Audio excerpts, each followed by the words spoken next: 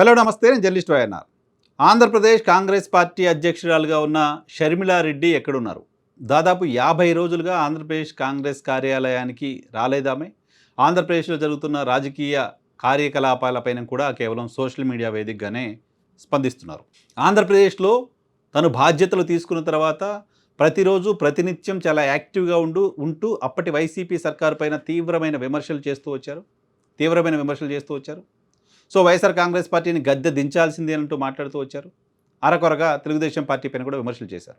Telugu Desam party అధికారంలోకి వచ్చి 9 నెలలు దాటిపోయింది, 10వ నెలలో ఉన్నాం. సో ఈ 10 నెలల కాలంలో కూటమి సర్కారు ఇచ్చిన హామీలు అమలు చేస్తుందా లేదా? కూటమి సర్కారుగా తెలుగుదేశం పార్టీగా చూడకుండా దాన్ని ఎన్డీఏ సర్కారు. ఈ దేశంలో ఎన్డీఏకి ఆపోజిట్ పార్టీ కాంగ్రెస్ పార్టీ. ఇండి కూటమి ఉందా లేదా అనే సందిగ్ధం ఉంది కాబట్టి కాంగ్రెస్ పార్టీ. ఆ కాంగ్రెస్ పార్టీకి సంబంధించిన ఆంధ్రప్రదేశ్ శాఖ అధ్యక్షురాలుగా ఎన్డీఏ ప్రభుత్వ తీరుపైన ఆమె పోరాటం, ఆమె ప్రశ్న, ఆమె ఫైటు కనపడుతుందా అంటే కనపడట్లా. అడపదడప ఆరోపణలు చేస్తున్నారు, అడపదడప ట్విట్టర్లో ఎక్కడో కమెంట్స్ పోస్ట్ చేస్తున్నారు తప్ప ఆంధ్రప్రదేశ్లో సీరియస్గా పొలిటికల్ యాక్టివిటీలో పార్టిసిపేట్ చేయట్లేదు వైఎస్ షర్మిలారెడ్డి. ఎందుకో ఆంధ్రప్రదేశ్ కాంగ్రెస్ పార్టీకి సంబంధించిన కార్యకర్తలు చెప్తున్న దాని ప్రకారం దాదాపు 50-60 రోజులుగా ఆమె పార్టీ కార్యాలయానికి కూడా రాలేదు. ఆమె ఆంధ్రప్రదేశ్లో ఇటీవల గృహాన్ని కొనుగోలు చేశారు, అక్కడే ఉండబోతున్నారు, అక్కడే పూర్తి స్థాయిలో పార్టీ యాక్టివిటీలో పార్టిసిపేట్ చేయబోతున్నారు అంటూ వార్తలు వచ్చాయి. కానీ ఆ వార్తలుగానే ఉన్నాయి. ఆ వార్తలు ఇంకా నిజం కాలేదు. ఆంధ్రప్రదేశ్లో ప్రస్తుతం ఉన్న పరిస్థితిలో వైఎస్ఆర్ కాంగ్రెస్ పార్టీ దారుణమైన ఓటమితో ఉంది. వైఎస్ఆర్ కాంగ్రెస్ పార్టీని ప్రజలు ఇంకా బిలీవ్ చేస్తారా లేదా, ప్రజలు వైఎస్ఆర్ కాంగ్రెస్ పార్టీ వైపు వస్తారా లేదా అనే సందిగ్ధం ఓ పక్క ఉంది. ఆంధ్రప్రదేశ్లో కూటమి సర్కారు అనేక హామీల నుంచి ఆ హామీలను అమలు చేయలేక చతికిలబడుతున్న పరిస్థితి కనపడుతోంది. ఎందుకంటే 10 నెలలు గడిచిన తర్వాత పూర్తిస్థాయి బడ్జెట్ పెట్టిన తర్వాత కూడా హామీల అమలుకు సంబంధించి ఇంకా ఏవో కారణాలను వెతికే ప్రయత్నం చేస్తోంది. ఎస్కేపింగ్ మెథడ్స్ పైన అధ్యయనం చేస్తోంది. ఎస్కేపింగ్కి దారులు వెతుక్కుంటూ ఉంది. ఇటువంటి నేపథ్యంలో ఒక పక్క వైసీపీ ఓడిపోయి ఉంది, మరోపక్క ఆంధ్రప్రదేశ్లో ఎన్డీఏ సర్కారు హామీలు అమలు చేయలేక చేతులెత్తేసిన వాతావరణం కనపడుతోంది. సూపర్ 6 హామీలు ఏమయ్యాయి, మిగతా హామీలు ఏమయ్యాయని వీళ్ళని నిలదీయాల్సిన బాధ్యత ఆంధ్రప్రదేశ్లో ఖచ్చితంగా కాంగ్రెస్ పార్టీ తీసుకుని ఉండాలి. కాంగ్రెస్ పార్టీ ఆంధ్రప్రదేశ్లో ఎమర్జ్ అవ్వడానికి ఇది ఒక బెటర్ ఆపర్చునిటీ. వైసీపీ ఓడిపోయింది. వైసీపీకి సంబంధించిన నాయకత్వం కావచ్చు, వైసీపీకి సంబంధించిన క్యాడర్ని కావచ్చు, తమ వైపు తిప్పుకోవడానికి కాంగ్రెస్ పార్టీకి ఉన్న అవకాశం ఇది. అటువంటి అడ్వాంటేజ్ని కాంగ్రెస్ పార్టీ తీసుకుంటుందంటే అవతారణం కనపడట్లేదు. సేమ్ టైం ఆంధ్రప్రదేశ్లో కూటమి సర్కార్ పైన తీవ్రమైన వ్యతిరేకత హామీలు చూసి ఓట్లేసిన వాళ్ళలో కనపడుతోంది.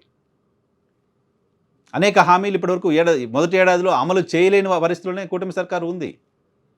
పైగా కూటమి సర్కారులో నాయకులు మాట్లాడుతున్న మాట ఆంధ్రప్రదేశ్లో అరెస్టులు, ఆంధ్రప్రదేశ్లో శాంతి భద్రతలు, ఆంధ్రప్రదేశ్లో పెట్టుబడులు, ఆంధ్రప్రదేశ్ సంబంధించిన అప్పులు, వీటన్నిటిపైన కూడా చాలా కంటెంట్ ప్రజల దగ్గరికి వెళ్ళడానికి రాజకీయ పార్టీకి ఉంది.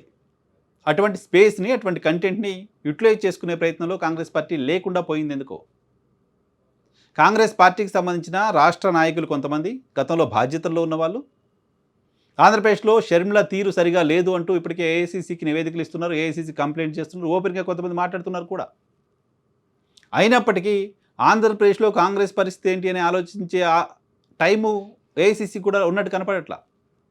ఈ 10 ఏళ్ల కాలంలో రాష్ట్ర విభజన తర్వాత ఆంధ్రప్రదేశ్లో పార్టీ పరిస్థితి ఎలా ఉంది ఏంటి అని 1 గంట 2 గంటలో సమయం ఇచ్చి రాహుల్ గాంధీ మాట్లాడింది కనపడదు మనకి.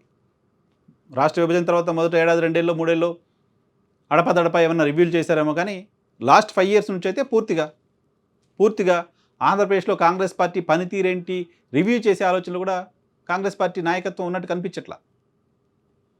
దాదాపు 25 పార్లమెంట్ స్థానాలున్న ఆంధ్రప్రదేశ్ రాష్ట్రానికి సంబంధించి, అక్కడ ఎదగడానికి సంబంధించి, అక్కడ గెలవడానికి సంబంధించి, అక్కడ బలం పెంచుకోవడానికి సంబంధించి, అక్కడ ఒక రాజకీయ వ్యూహానికి సంబంధించి పార్టీ అధిష్టానానికి కూడా ఇంట్రెస్ట్ లేదా, ఓపిక లేదా, తీరిక లేదా అనే చర్చ ఆ పార్టీకి సంబంధించిన కార్యకర్తల్లోనే జరుగుతోంది. ఆ పార్టీని ఎవరు సీరియస్గా తీసుకోవట్లేదా? కేంద్ర నాయకత్వం పార్టీని, రాష్ట్ర నాయకత్వాన్ని సీరియస్గా తీసుకోవట్లేదా? రాష్ట్ర నాయకత్వం, రాష్ట్ర అధ్యక్షులు కేంద్ర నాయకత్వాన్ని సీరియస్గా తీసుకోవట్లేదా? అంటే ఎవరెవరిని సీరియస్గా తీసుకున్నట్టు కనపడట్లేదు. అందుకోసమే ఆంధ్రప్రదేశ్లో రాష్ట్ర ప్రజలు కూడా పార్టీని సీరియస్గా చూస్తున్నట్లు కనపడట్లేదు. కేవలం ఆంధ్రప్రదేశ్ రాష్ట్ర ప్రజలు మాత్రమే కాదు, ఇటీవల తమిళనాడు ముఖ్యమంత్రి స్టాలిన్ దక్షిణ భారతదేశంలో నియోజకవర్గాల పునర్విభజన జరిగితే దక్షిణ భారతదేశానికి నష్టం జరుగుతుంది అంటూ మాట్లాడుతూ ఉన్నారు. ఆ డీలిమిటేషన్ దక్షిణ భారతదేశం పాలిట ఒక శాపంగా మారబోతుంది అంటూ మాట్లాడుతున్నారు. త్రిభాషా విధానం పైన మాట్లాడుతున్నారు. బలవంతంగా హిందీని రుద్దే ప్రయత్నం చేస్తున్నారంటూ ఆరోపిస్తూ వస్తున్నారు. సో వీటిపైన ఒక అఖిలపక్ష సమావేశాన్ని సౌత్ ఇండియాకి సంబంధించిన నాయకులతో, సౌత్ ఇండియాకి సంబంధించిన రాజకీయ పార్టీలతో సమావేశాన్ని ఈ నెల 22న చెన్నైలో ఏర్పాటు చేయబోతున్నారు. ఈ సమావేశానికి దక్షిణ భారతదేశానికి సంబంధించిన ముఖ్యమంత్రులకు, ప్రతిపక్ష నేతలకు, ఆయా రాజకీయ పార్టీలకు సంబంధించిన అధ్యక్షులకు ఆయన ఇన్విటేషన్ ఇచ్చారు. తమిళనాడుకు సంబంధించిన మంత్రి, ఓ ఎంపీ తెలుగు రాష్ట్రాల్లో పర్యటించి తెలంగాణ ముఖ్యమంత్రి రేవంత్ రెడ్డికి ఇన్విటేషన్ ఇచ్చారు.